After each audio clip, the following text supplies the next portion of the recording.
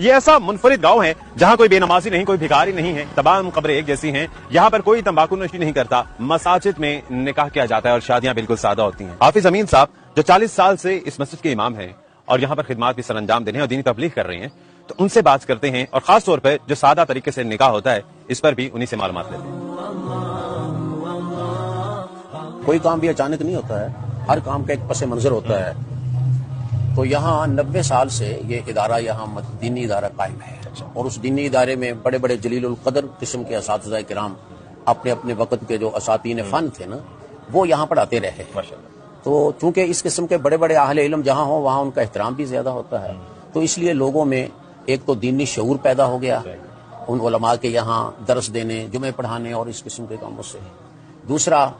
کہ لوگوں میں علماء کے احترام کا جذبہ پیدا ہو گیا۔ تو اب جب ہم لوگوں کو کوئی دین کی بات سمجھاتے ہیں تو وہ اس پہ عمل کرنے کی پوری کوشش کرتے ہیں۔ یہاں پورا گاؤں ایک مسلک سے تعلق رکھتا ہے، مثلا پورا گاؤں ہر ذمہ دار فرد وہ جاٹ ہوگا اور اہل حدیث ہوگا۔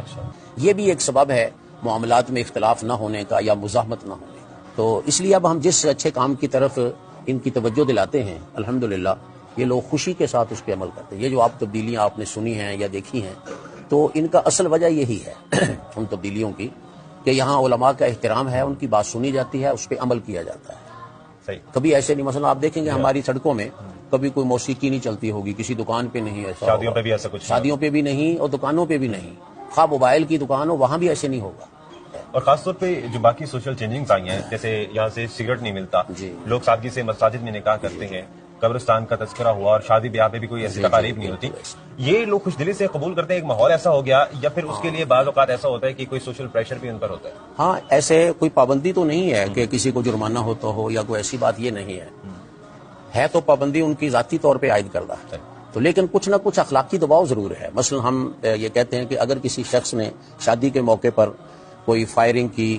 یا اگر کوئی شادی کے موقع پر آتش بازی کی تو ہم اس کے نکاح میں یا اس کے ولیمے میں شامل نہیں ہوں گے، بلکہ